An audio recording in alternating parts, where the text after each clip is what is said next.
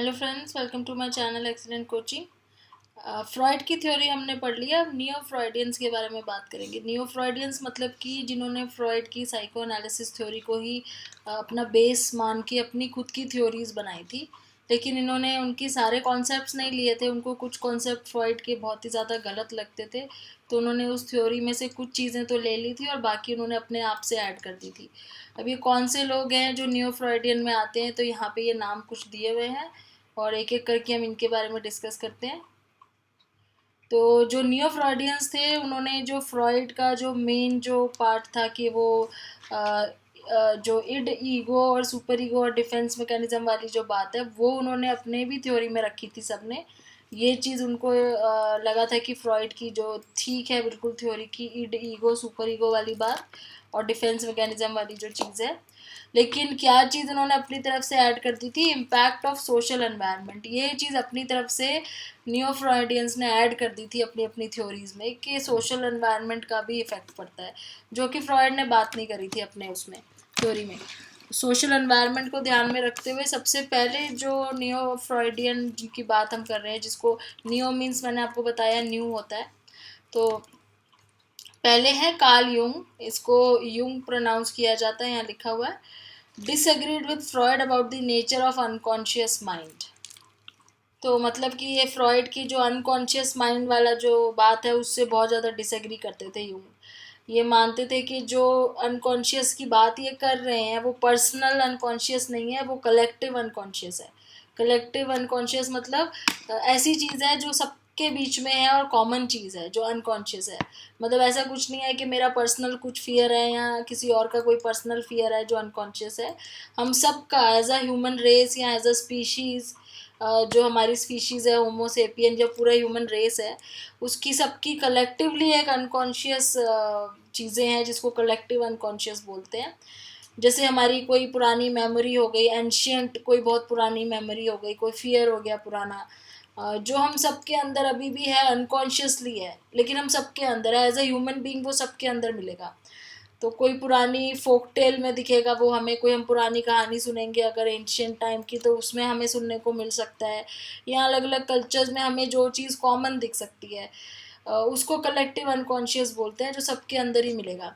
और ये यूनिवर्सल है, ये सारी मेमोरीज यूनिवर्सल है, क्योंकि वो सारे ह्यूमन बींग्स की है। क्योंकि हमारे जो हमारे जहाँ से, जैसे हमारी जहाँ पे हमारे प्राइमेट्स थे, जो एंशियंट जो लोग थे, पुरानी जो चीज़ें थी, वो वहाँ से आया है सबके अंदर। और इसी को बोल रहे हैं ये कि मेमोरीज को बोलते हैं आर्किटाइप्स। ये आर्किटाइप्स वर्ड मतलब कि थोड़ा सा कंफ्यूजिंग है, लेकिन इसका मतलब सिंपली यही है कि हम सब ह्यूमन बींग्स की जो पुरानी मेमोरीज हैं, जो हमारे अंदर अनकॉन्शियसली है, हमें भी नहीं पता, तो उनको इन्होंने आर्किटाइप्स बोला है। और ये आर्किटाइप्स जो है, two of the more well known, दो इसको भी दो उसमें डिवाइड कर दिया गया है जेंडर वाइज। अगर फेमिनिन साइड है आर्किटाइप का तो उसको एनिमा बोलेंगे, और मैस्कुलिन साइड है तो उसको एनिमस बोलेंगे। तो एनिमा मतलब जो मैन का, मेल का फेमिनिन साइड का आर्किटाइप है, वो हो गया एनिमा। और जो फीमेल का मैस्कुलिन साइड का आर्किटाइप है, वो हो गया एनिमस।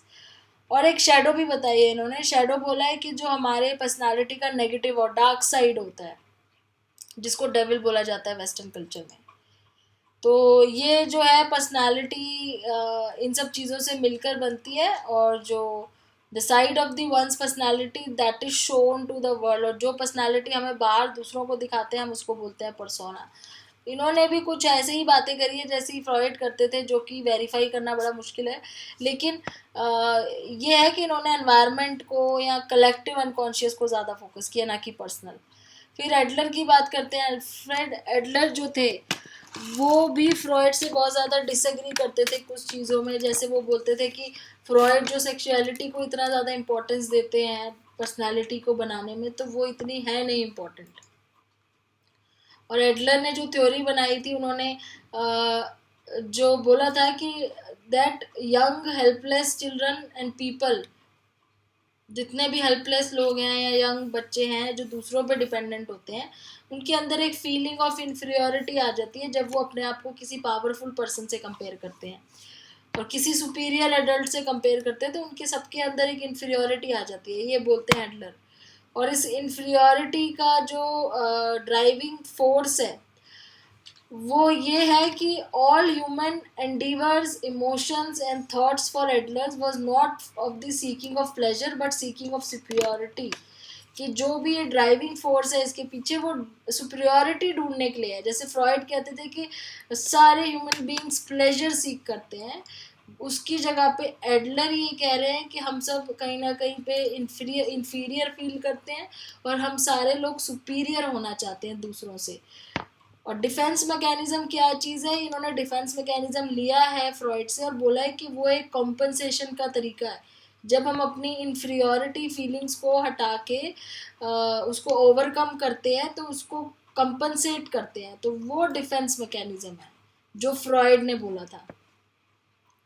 फिर एडलर ने एक थ्योरी और बताई कि जो बर्थ ऑर्डर होता है ना, जैसे कि first born, middle born, younger जो होते हैं सिबलिंग्स होते हैं, बड़ा छोटा, उससे भी फर्क पड़ता है। तो जो घर में बच्चा सबसे बड़ा है जिसको फर्स्ट बॉर्न बोलते हैं, वो इन्फीरियर फील करता है क्योंकि उसके बाद जब दूसरे सिबलिंग्स आ जाते हैं उससे छोटे तो उनको अटेंशन ज़्यादा मिलती है।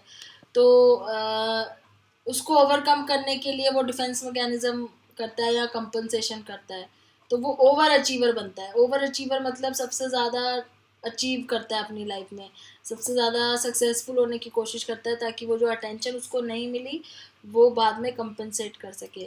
फिर मिडल जो चाइल्ड होता है वो थोड़ा सा एक तो उसको एक सुपीरियरिटी होती है कि जो सबसे छोटा है उससे वो बड़ा है, उसको एक सुपीरियरिटी अपने अंदर होती है, प्लस उसको एक ये भी होता है कि जो उससे बड़ा है उसको अटेंशन ना मिल के उसको मिल रही है मिडिल चाइल्ड को, तो उसको दोनों साइड से गेन और दोनों साइड से लॉस हो जाता है। तो उसको तो सुपीरियर लगता है और थोड़ा सा अटेंशन भी मिलती है। तो ये बड़े कॉम्पिटिटिव टाइप के होते हैं जो मिडिल बॉर्न चाइल्ड होते हैं। तो ये इन्होंने बोला। फिर जो यंगर होता है, जो सबसे ज़्यादा पैम्पर्ड होता है, जो सबसे छोटा होता है, सबसे प्रोटेक्टेड होता है, वो कई बार इन्फीरियर फील करने लगते हैं क्योंकि उनको कुछ चीज़ें अलाउड नहीं होती, उनको कुछ फ्रीडम नहीं होती है, रिस्पॉन्सिबिलिटी नहीं होती जो बड़े बच्चों को होती है। तो ये बोला एडलर ने कि बर्थ ऑर्डर, इसको बर्थ ऑर्डर थ्योरी बोलते हैं, बर्थ ऑर्डर की थ्योरी, मतलब पहले कौन, फिर मिडिल, फिर लास्ट में। तो ऐसे 3 अगर बच्चे हैं तो फर्स्ट बॉर्न, मिडिल बॉर्न और यंगर बॉर्न 2 है, तो उस टाइप से इन्होंने बताया था। फिर कैरन ऑर्नी जो बोलते हैं, ये भी फ्रॉइड की ही थ्योरी वगैरह पढ़ती थी और पढ़ाती थी साइको एनालिसिस की, पर इनको एक जगह पर जाके बहुत ज़्यादा फ्रॉइड का जो एक बात थी वो बहुत कॉन्ट्रडिक्टरी लगती थी और बहुत ही इनको बिल्कुल ही एक्सेप्टेबल नहीं थी।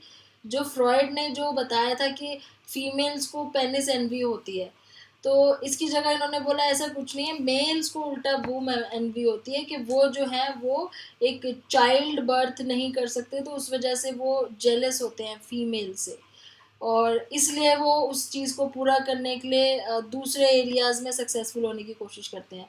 तो यहाँ पे ये बिल्कुल ही कॉन्ट्रडिक्ट कर रही है उसको, फ्रॉइड को। Then rather than focusing on sexuality, और जो हॉर्नर है इन्होंने फोकस किस पे किया था, बेसिक एंजाइटी पे फोकस किया था कि बच्चों के अंदर एक बेसिक सी एंजाइटी होती है जो धीरे धीरे जो बहुत ज़्यादा होती जाती है। और क्यों होती है एंजाइटी, क्योंकि वो जिस वर्ल्ड में आता है वो बहुत ज़्यादा उससे पावरफुल, बहुत बड़ा वर्ल्ड होता है, तो वो उसको एंशियस कर देता है। और जिस चाइल्ड के पेरेंट्स उसको लव, अफेक्शन, सिक्योरिटी ये सब ना दे पाए ओवरकम करने के लिए एंजाइटी, तो वो बच्चा जो है उसको न्यूरोटिक पर्सनालिटीज़ डेवलप हो जाती हैं, जिससे वो आगे जाके अपने रिलेशनशिप्स में कमिटेड नहीं रहता, मेंटेन नहीं कर पाता है। और कैसे एंजाइटी बच्चे डील करते हैं, कभी कभी एंजाइटी से आगे बढ़ जाते हैं, ओवरकम करते हैं, कभी वो डिपेंडेंट हो जाते हैं, बहुत ज़्यादा क्लिंगी हो जाते हैं, जो हमेशा पेरेंट्स के साथ या दूसरों के साथ रहते हैं, डिपेंडेंट रहते हैं। कुछ लोग होते हैं जो अगेंस्ट मूव करने लगते हैं, मतलब कि अपोजिट और रिबेलियस हो जाते हैं, कुछ एग्रेसिव हो जाते हैं, कुछ डिमांडिंग हो जाते हैं, और कुछ लास्ट में ऐसे होते हैं जो कि विड्रॉ कर लेते हैं हर चीज़ से, अपने रिलेशनशिप्स वगैरह से विड्रॉ, अकेले आइसोलेट कर लेते हैं। तो ये कह रही है कि न्यूरोटिक पर्सनालिटीज़ हो जाती हैं अगर उनकी बेसिक एंजाइटी को उसी टाइम पे हैंडल ना किया जाए तो। अब एरिक्सन उसके बाद आते हैं, जिन्होंने, एरिक्सन के बारे में हमने कर लिया था पहले ही चैप्टर 8 में, जिन्होंने अपनी जो थ्योरी दी थी साइको एनालिसिस थ्योरी, जो स्टेजेस ऑफ डेवलपमेंट की। जिसको सोशल स्टेजेस बोलते हैं, क्योंकि इन्होंने सोशल रिलेशनशिप के ऊपर ज़्यादा फोकस किया था। तो जिसमें हमने ट्रस्ट वर्सेस मिसट्रस्ट और वो सब पढ़ा था, तो वो थ्योरी हम ऑलरेडी कर चुके हैं। तो ये सारे थे नियो फ्रॉइडियंस थे, जिन्होंने फ्रॉइड की ही थ्योरी से कुछ चीज़ें उठा के अपनी थ्योरीज बना दी। और अब ये है कि फ्रॉइड की अभी प्रेजेंटली जो साइकोडायनामिक जो पर्सपेक्टिव है फ्रॉइड का, जो थ्योरी है, वो अभी प्रेजेंटली उसका क्या स्टेटस है। तो स्टेटस प्रेजेंटली ये है उसका कि उसका जो डिफेंस मैकेनिज्म वाला पार्ट है उनकी थ्योरी का, वो अभी भी बहुत ज़्यादा सपोर्टेड है बाय रिसर्चर्स। मतलब उसको अभी भी बहुत सारे रिसर्चर्स एक्सेप्ट करते हैं, उसको हम यूज़ भी करते हैं क्लिनिकल साइकोलॉजी में लोगों के बिहेवियर को डिस्क्राइब करने के लिए।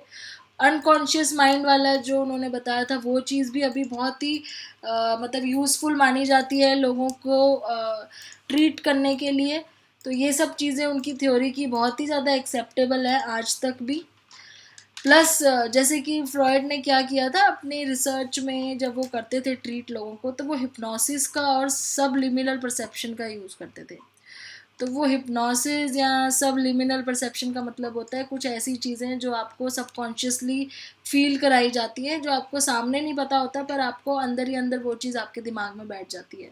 तो ये दोनों कॉन्सेप्ट अभी भी बहुत यूज़ होते हैं। तो ये कुछ ऐसी चीज़ें थी जो आज के टाइम पे भी फ्रॉइड की थ्योरी की बहुत ही वैलिड मानी जाती है। लेकिन क्रिटिसिज्म बहुत ज़्यादा है। क्रिटिसिज्म क्या है कि उन्होंने कोई एक्सपेरिमेंट नहीं किया था, उनकी जो थ्योरी थी वो अपनी खुद के बनाई हुई थ्योरी थी, खुद बनाई थी, लेकिन ये नहीं है कि कोई एक्सपेरिमेंट करा हो। अपने आप ही मतलब उन्होंने अपने पेशेंट्स को ऑब्जर्व करके उनके बारे में लिखना शुरू कर दिया, और उसमें वो जो भी लिखते थे अपनी मर्ज़ी से लिखते थे। वो अपनी मर्ज़ी से उनकी बताई हुई बातों को इंटरप्रेट करते थे। या तो वो कभी उनकी बातों को, मेमोरीज़ को फैंटेसी बता के लिख देते थे, या उसको एक्चुअल फैक्ट बताते थे। मतलब जो उनको लगता था उनकी थ्योरी से फिट बैठेगा, वो उसके हिसाब से उसकी इंटरप्रिटेशन को अपनी थ्योरी में डालते थे। तो ये बहुत ज़्यादा सब्जेक्टिविटी बहुत ज़्यादा थी मतलब इनकी थ्योरी में। और जो उनके पास पेशेंट आते थे वो मोस्टली ऐसे पेशेंट होते थे जो सेक्सुअली अब्यूज्ड होते थे, या उस टाइम के विक्टोरियन एरियाज़ की जो लेडीज़ होती थी मोस्टली। तो इसलिए इनकी पूरी थ्योरी ही सेक्सुअल ड्राइव के ऊपर बेस्ड हो गई थी, जो कि हर जगह पे नहीं हो सकता, वैलिड नहीं, हर जगह पे नहीं वो चीज़ मानी जा सकती। फिर फ्रॉइड के जो पेशेंट थे उनकी वो ड्रीम इंटरप्रिटेशन करते थे। ड्रीम इंटरप्रिटेशन मतलब कि वो उनको पूछते थे कि वो उन्होंने क्या सपने में देखा। फ्री एसोसिएशन मतलब पेशेंट्स आराम से बोल सकते हैं उनके सामने, उनको जो भी समझ में आ रहा है। अब वो जो उनसे पूछ रहे हैं वो ज़रूरी नहीं है कि वो मतलब इतना ज़्यादा वो क्लैरिटी से उन्होंने बताया हो। मतलब कि बहुत ही एम्बिगुअस हो सकता है, कंफ्यूजिंग हो सकता है, कोई साइंटिफिक सपोर्ट नहीं है उनकी इंटरप्रिटेशन को वैलिडिफाई करने के लिए। तो ये बहुत ही थ्योरी इनकी सब्जेक्टिव है, बहुत ही ज़्यादा सब्जेक्टिव है। मतलब कि जो पेशेंट्स ने बताया है, इन्होंने फ्रॉइड ने अपने आप से उसको इंटरप्रेट, अपने थ्योरी के हिसाब से उसको इंटरप्रेट करके लिख दिया, ताकि इनकी थ्योरी को सपोर्ट मिल जाए। किसी के पास कोई रिकॉर्ड या इस तरह की चीज़ें नहीं है कि जो वैलिडिफाई कर सके कि एक्चुअली में जो फ्रॉइड ने लिखा है क्या वही चीज़ें पेशेंट्स ने बोली थी। तो इस तरह की कोई चीज़ नहीं है जिससे हम उसको वेरीफाई कर सकें। फिर और एक चीज़ यहाँ पे है कि वो जहाँ वो रहते थे, ऑस्ट्रियन वुमेन्स ही वहाँ पे सारी आती थी, वो सारी वेल्दी फैमिली से होती थी। तो उनकी जो प्रॉब्लम्स हैं, उनकी जो प्रॉब्लम के बेस पे फ्रॉइड ने थ्योरी बनाई है, उसको हम आज के टाइम पे हर किसी पर्सन के ऊपर अप्लाई नहीं कर सकते, सबके ऊपर फिट नहीं बैठेगी, दूसरे सोशल क्लास के ऊपर फिट नहीं बैठेगी। और ये जो ऑब्जर्वेशन होती थी ये डेमोग्राफिकली लिमिटेड है, मतलब एक ही जगह की, एक ही पर्टिकुलर एज के लोगों की, और सारी मैरिड वुमेन, और पर्टिकुलर एक एज, मिडिल एज में, और सारी हाई क्लास की, इस टाइप की लोगों की। तो सबके साथ तो वो फिट नहीं बैठेगी ना थ्योरी। तो इसलिए इनकी थ्योरी में बहुत सारे क्रिटिसिजम्स हैं। कुछ चीज़ें थी जो मैंने आपको बताई जो आज के टाइम पे भी बहुत सपोर्टेड है, लेकिन इनकी थ्योरी मोस्टली रिजेक्टेड है। लोग उसको बड़े स्केप्टिज्म से देखते हैं, बहुत मतलब शक करते हैं उनकी थ्योरी पे कि उन्होंने अपने मर्जी से सब चीज़ें लिखी हुई हैं। और प्लस बच्चों के इन्होंने लिखा है कि चाइल्डहुड एक्सपीरियंसेस जो हैं वो हमारे एडल्ट लाइफ में हमें वो करते हैं, इन्फ्लुएंस करते हैं। तो अब चाइल्डहुड इसकी बात कर रहे हैं, तो इन्होंने एक्चुअली में तो चाइल्डहुड पे, किसी पे, बच्चे पे तो कोई स्टडी करी नहीं थी। जो इन्होंने करी भी थी, एक वो करी थी लिटिल हैंड्स एक बच्चे के ऊपर, जो फ़ोन पे इन्होंने उसके फादर से बात करके, तो एक्चुअली वो फादर को बताते थे और फादर उसकी बच्चे की जो है वो ट्रीटमेंट कर रहा था। तो इन्होंने फेस टू फेस कभी किसी बच्चे को ट्रीट नहीं किया था। तो जिस पर्सन ने ऐसे नहीं करा है वो बच्चे के बारे में इंटरप्रेट कर रहा है, तो इसलिए ये सब चीज़ें लोग एक्सेप्ट नहीं कर पाते हैं। लेकिन इनकी जो थ्योरी है या फ्रॉयड है, इनको अभी भी बहुत ज़्यादा एक वैल्यू है साइकोलॉजी में, इनकी बातों की, इनकी थ्योरी की, इनके कुछ कॉन्सेप्ट्स की। बहुत सारे लोग हैं जिन्होंने कभी साइकोलॉजी ना पढ़ी हो, उनको भी ऐसी चीज़ें पता है, जैसे डिफेंस मैकेनिज्म जैसी चीज़ होती है, अनकॉन्शियस माइंड जैसी कोई चीज़ होती है। तो इसलिए इनका बहुत ही ज़्यादा एक इफ़ेक्ट पड़ा है इनकी थ्योरी का साइकोलॉजी के ऊपर। बेशक इसमें बहुत सारी चीज़ें गलत भी निकली हैं। तो ये समरी है अभी तक जो हमने पढ़ा उसकी। पर्सनालिटी, उसमें हमने अलग अलग व्यूज़ जो डिस्कस किए थे स्टार्टिंग में, साइकोडायनेमिक बिहेवियर, ह्यूमनिस्टिक ट्रेट। फिर उसके बाद बेसिक एस्पेक्ट्स हैं कि जो फ्रॉइड की थ्योरी है उसका बता रहे हैं कि कॉन्शियस, प्री कॉन्शियस, अनकॉन्शियस है। फिर जो साइको सेक्चुअल स्टेजेस बताई थी फ्रॉइड ने। और उसके बाद ये नियो फ्रॉइडियंस है, Jung, Adler, Karen Horney and Erikson. तो ये हमने अभी तक पढ़ा है, इसके आगे अब हम नेक्स्ट वीडियो में डिस्कस करेंगे। Thanks for watching.